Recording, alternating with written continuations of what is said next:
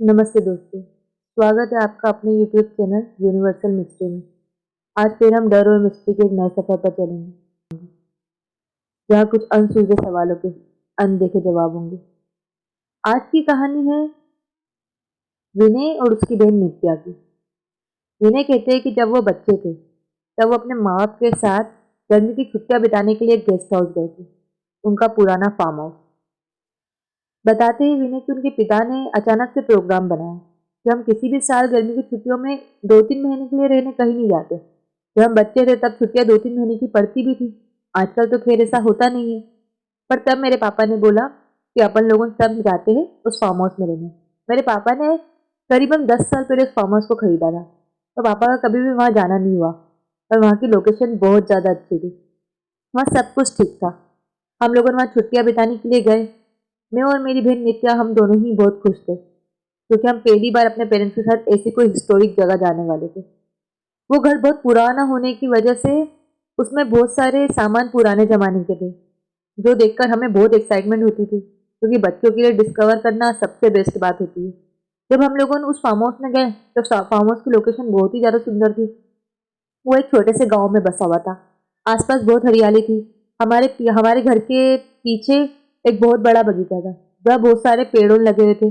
उसे आप हमारे घर का आंगन कह सकते हो। वहाँ अमरूद के, आम के, चेरी के, जामुन के और भी कई सारे पेड़ थे। मुझे और मेरी बहन नित्या को पेड़ पे खेलना, मस्ती करना बहुत ज्यादा पसंद था। तो ये सब देखकर हमें तो बहुत एक्साइटमेंट होती थी।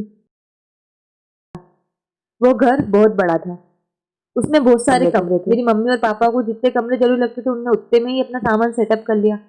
बाकी कमरे हमारे लिए बहुत ज्यादा एक्साइटमेंट का रीजन थे, क्योंकि हम लोगों ने उन कमरों में जाके पुराने सामानों के साथ छेड़छाड़ करते थे और अपने माइंड में डिस्कवर करना चाहते थे। और डिस्कवरी में हमें सबसे ज्यादा प्यारा था भूत। हमें लगता था हम उनके बारे में जाने, पुरानी चीजों को खोजे और उनके अंदर से कुछ नया निकाले।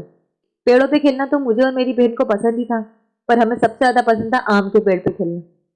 हम वहाँ के सारे उस फार्म हाउस के सारे कमरों को देखते थे। एक एक कमरे में जाके उनकी पुरानी चीजों को छानते थे, बीनते थे और देखते थे कि उसके अंदर क्या नया है। एक दिन की बात है, जब मैं और मेरी बहन सो रहे थे, अचानक मुझे सपने में एक औरत दिखाई दी। उस औरत ने मुझे इशारा किया और अपने पीछे आने को कहा। जब मैं सपने में उसके पीछे पीछे गया तो वो एक आम के पेड़ के पास गई। उसने वहां जाकर एक कप रख दिया और अचानक से गायब हो गई। सुबह जब मेरी नींद खुली तो मैं घबरा गया। मैंने सोचा खैर ये कोई सपना ही है, क्योंकि हमेशा मेरी मम्मी दिन में हमें भूतों की कहानियां सुनाया करती थी, जिसे सुनने का मुझे और मेरी बहन को बहुत ज्यादा शौक था। कहानियां सुनने का हम अक्सर रात में डरा करते थे, जैसे कि सारे बच्चे डरा करते। मुझे लगा शायद उनकी ही किसी कहानी ने मेरे दिमाग में घर कर लिया होगा। ये सोचकर मैं सब कुछ भूल गया। बाद में मैं उठ के आम के पेड़ के पास में गया, तो उस पेड़ के पास में वही कप रखा था जो रात को मैंने उस औरत के पास देखा था, और वो वही आम का पेड़ था जो मैंने सपने में देखा था। ये सब देखकर मैं घबरा गया और दौड़कर अपनी बहन नित्या को लेकर आया। नित्या को खींचते हुए जब मैं आम के पेड़ के पास लाया तो आम के पेड़ से कुछ दूरी पर रुक गई और एकदम शांत होकर घबराते हुए आम के पेड़ के पास देखने लगी। मैंने उससे पूछा, तू क्या देख रही है? तो उसने कहा, भाई मुझे रात को एक सपना आया था। सपने में एक औरत ने मुझे इशारा किया और खींचते हुए मुझे यहाँ लेके आई। जब मैं यहाँ आई तो उसने एक इसी पेड़ के नीचे एक कप रख दिया। ये वही कप है जो उस औरत ने रात को रखा था। तो मैंने उससे बोला यही सपना मैंने भी देखा है। हम दोनों घबरा गए और घबरा के घर के अंदर चले गए। थोड़ी देर बाद हम लोगों ने खेलना शुरू कर दिया। खेलते खेलते हम एक कमरे के बाहर पहुंचे। वो कमरा हमने आज से पहले उस घर में कभी नहीं देखा था। शायद हम उस कमरे तक जा ही नहीं पाए थे, क्योंकि वो फार्म हाउस बहुत बड़ा था, उसमें बहुत सारे कमरे थे। अब हमारे पास कुछ नया करने का था। अब हमने सोचा उस कमरे का दरवाजा खोल के हम उसके अंदर की चीजों को छानबीन करेंगे। जब हमने उस कमरे का दरवाजा खोला तो वो कमरे में बहुत सारी धूल मिट्टी और पुराने सामान रखे हुए थे। ऐसा लग रहा था जैसे उस कमरे को बहुत समय से नहीं खोला गया होगा। खैर पूरे फार्म हाउस को ही बहुत समय से नहीं खेला गया था। हम दोनों ने उस दरवाजे को खोला और अंदर की तरफ देखने लगे। वहाँ बहुत सारी एक्साइटमेंट चीजें थी, पर हमें सबसे ज्यादा एक्साइटेड करी वहां रखी एक चेयर ने। हमको वो चेयर बहुत पसंद आई।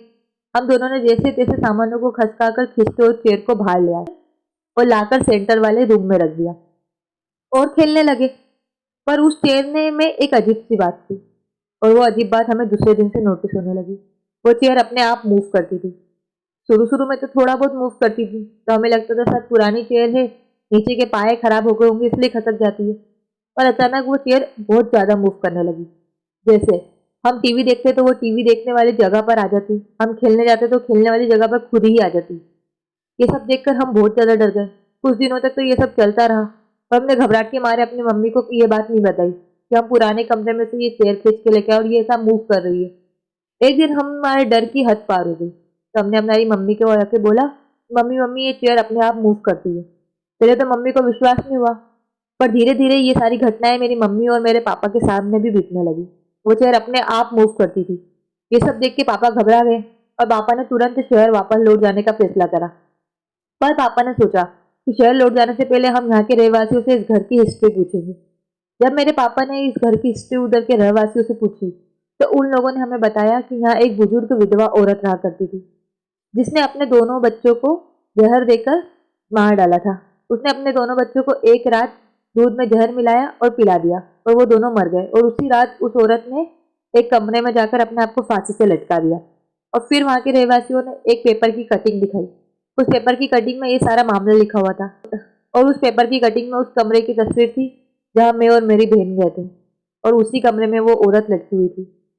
और वही उसकी लाश के नीचे थोड़ी दूरी पे ये कुर्सी पड़ी हुई थी, जिसे हम बाहर लेके आए थे। कहा जाता है कि इस घर से अजीबो अजीबो आवाजें आती हैं। इस घर के आसपास कोई भी नहीं दिखता।